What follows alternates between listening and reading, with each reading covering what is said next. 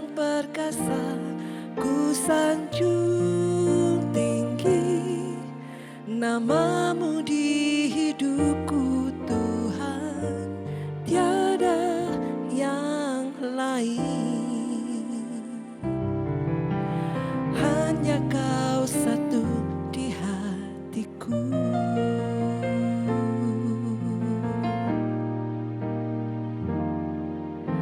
Selain Kau tiada yang lain, hanya Kau milikku di surga. Sekalipun dagingku lenyap, hatiku lelah tak berdaya. Ku sembah Engkau, Allah yang perkasa, ku sanjung tinggi namamu di hidupku Tuhan, tiada yang lain. Hanya Kau satu di hatiku. Ku sembah Engkau, Allah yang perkasa, ku sanjung tinggi namamu di hidupku Tuhan, tiada yang lain. Hanya Kau satu di hatiku.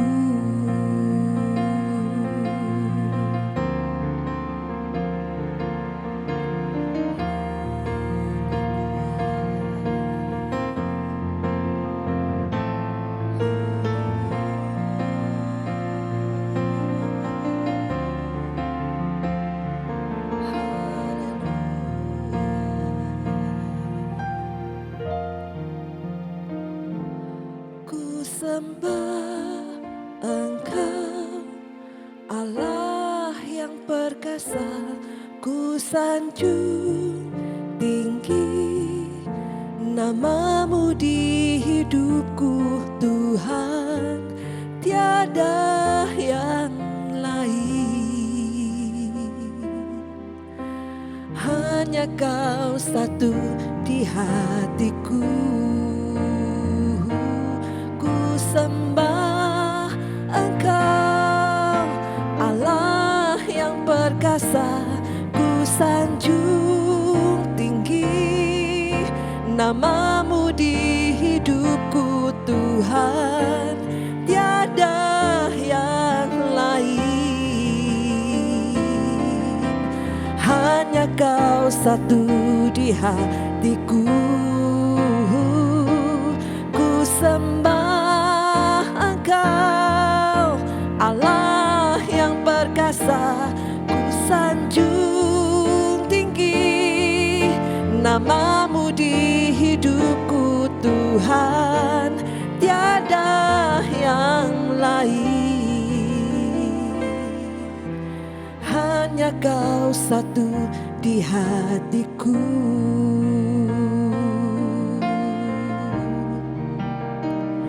Hanya Kau Tuhan,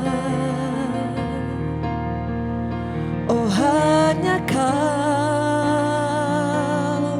tiada yang lain yang ku sembah. Oh, hanya Kau Tuhan, Kau Allah yang hidup, Kau Allah yang perkasa, Kau Allah yang mulia. Hanya Kau Tuhan yang ku sembah.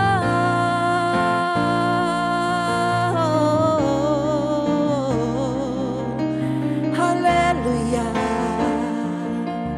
haleluya.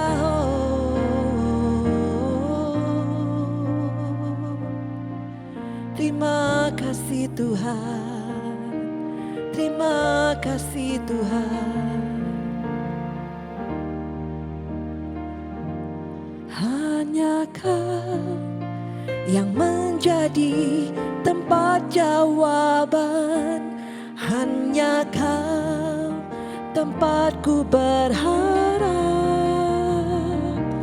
berjalan bersamamu ku takkan goyah, sebab tangan kasih-Mu tersedia bagiku. Selamanya Kau ku cinta.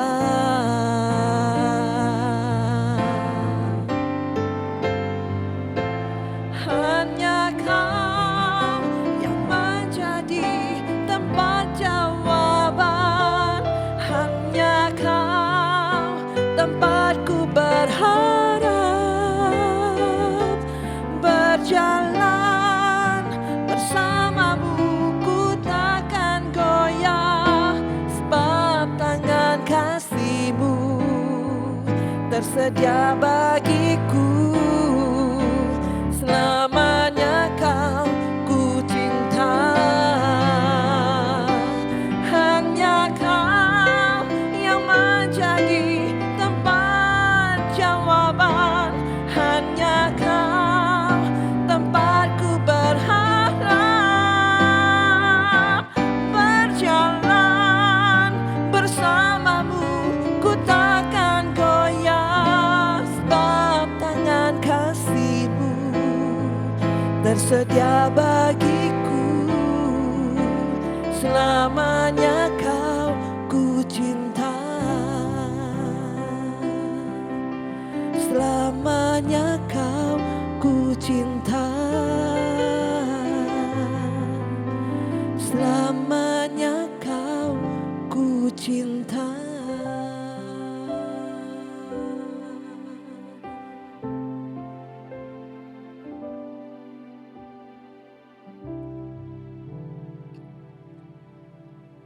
Mazmur 73, pergumulan dan pengharapan. Mazmur Asaf, sesungguhnya Allah itu baik bagi mereka yang tulus hatinya, bagi mereka yang bersih hatinya. Tetapi aku, sedikit lagi maka kakiku terpeleset, nyaris aku tergelincir. Sebab aku cemburu kepada pembual-pembual. Kalau aku melihat kemujuran orang-orang fasik, sebab kesakitan tidak ada pada mereka, sehat dan gemuk tubuh mereka. Mereka tidak mengalami kesusahan manusia, dan mereka tidak kena tulah seperti orang lain. Sebab itu mereka berkalungkan kecongkakan dan berpakaian kekerasan. Karena kegemukan, kesalahan mereka menyolok.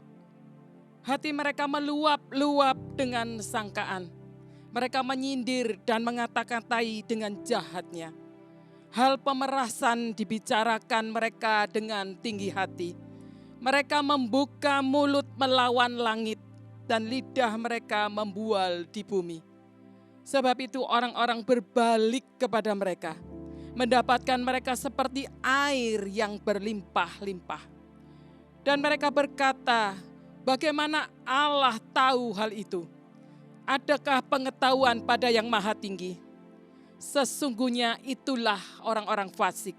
Mereka menambah harta benda dan senang selamanya. Sia-sialah sama sekali aku mempertahankan hati yang bersih dan membasuh tanganku tanda tak bersalah. Namun sepanjang hari aku kena tulah dan kena hukum setiap pagi. Seandainya aku berkata, aku mau berkata-kata seperti itu, maka sesungguhnya aku telah berkhianat kepada angkatan anak-anak-Mu. Tetapi ketika aku bermaksud untuk mengetahuinya, hal itu menjadi kesulitan di mataku, sampai aku masuk ke dalam tempat kudus Tuhan dan memperhatikan kesudahan mereka. Sesungguhnya di tempat-tempat licin Kau taruh mereka, Kau jatuhkan mereka sehingga hancur.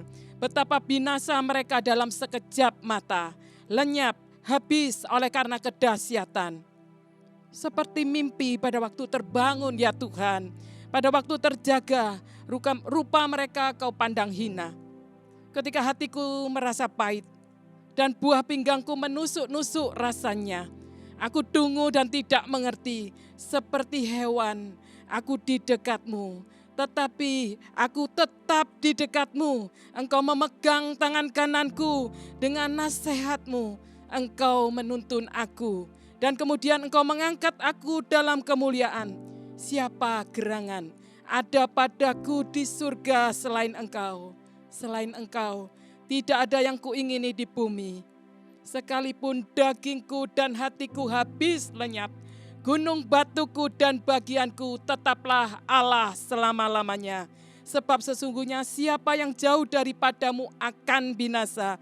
Kau binasakan semua orang yang berzinah dengan meninggalkan engkau. Tetapi aku suka dekat pada Allah. Aku menaruh tempat perlindunganku pada Tuhan Allah, supaya dapat menceritakan segala pekerjaannya.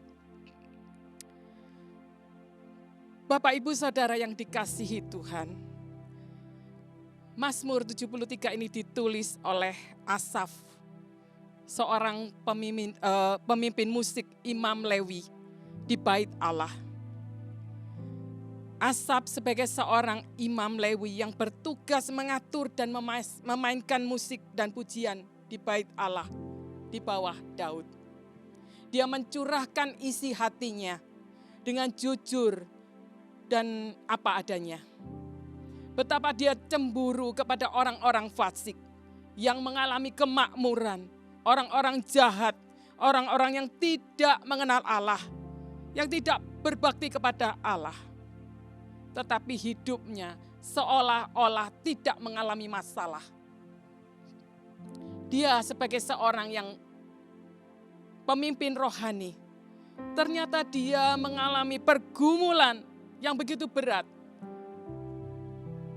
Dia bergumul dengan satu pertanyaan, mengapa orang fasik begitu makmur dan semakin kaya, sementara seorang soleh menderita dan mengalami kemiskinan.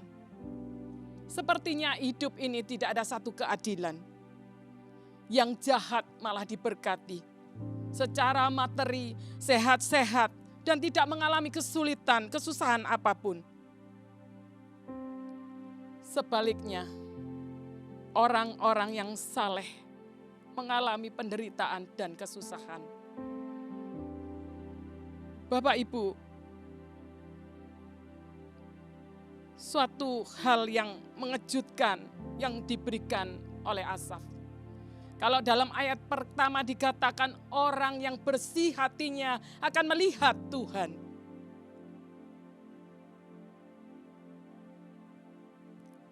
Tapi di dalam ayat 2 sampai dengan 12, Asaf begitu cemburu melihat kehidupan orang fasik.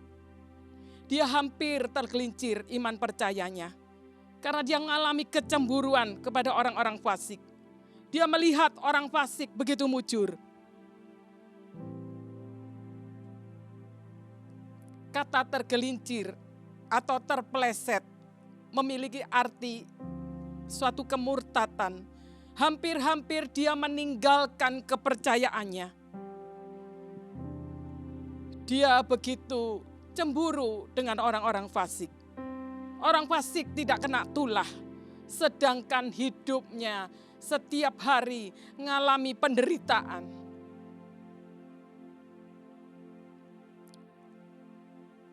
Bapak Ibu Saudara, Asaf dalam ayat yang 13 sampai dengan 20 mulai menyadari bahwa kemujuran orang fasik itu hanya sesaat saja. Kalau orang fasik dengan hidup yang tidak bermoral, namun diberkati secara jasmani, dia mulai bertanya, kenapa aku yang begitu rohani, begitu yang percaya, malah hidupku menderita. Dia mulai tawar hati dan mengasihani diri sendiri. Asaf mulai membandingkan dirinya dengan orang-orang fasik. Dia merasa sia-sia menjaga hatinya bersih. Mengapa Allah yang maha tinggi tidak melihat dia yang benar-benar rohani tinggal dalam hadirat Tuhan? Bahkan dikatakan orang-orang fasik itu mulai menghujat Allah. Mengapa Allah diam saja dan tidak melakukan sesuatu? Asaf mencoba mencari tahu tentang hal ini. Dia begitu sulit untuk mengerti sampai suatu saat dia mencari Tuhan. Dia mencari hadirat Tuhan dan bertemu Tuhan di sana. Bapak, Ibu, Saudara, ketika kita mengalami masalah, ketika kita mengalami persoalan, seringkali kita lari dari Tuhan. Tidak lari kepada Tuhan, tetapi lari dari Tuhan. Semakin kita mengalami masalah dan kita lari dari Tuhan, tidak lari mendekat kepada Tuhan, kita mengalami kekecewaan. Di dalam kebingungannya, di dalam keterpurukannya, Asaf mencari Tuhan dengan sungguh-sungguh. Dan di sana perspektifnya mulai berubah.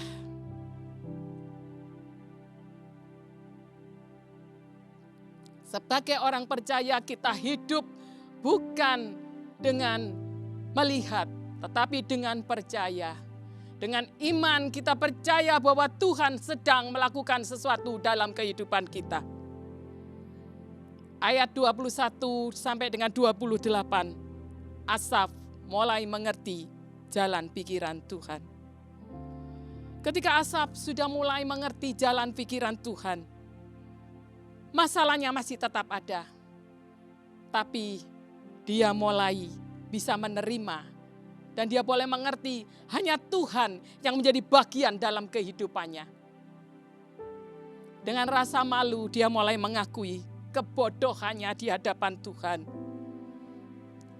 Ketika kesetiaannya dan ketaatannya kepada Tuhan mulai pudar dan mengatakan menjaga hati tulus adalah hal yang sia-sia. Ketika hatinya mulai pahit dan buah pinggangnya mulai menusuk-nusuk, seperti ada batu dalam ginjalnya, bersikap seperti itu adalah satu kebodohan.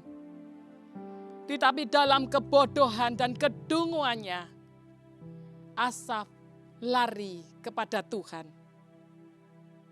Dan Tuhan itu adalah Tuhan yang setia.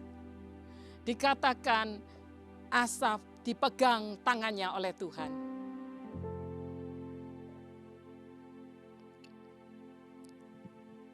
Ia tetap dekat dengan Tuhan di dalam kedunguannya.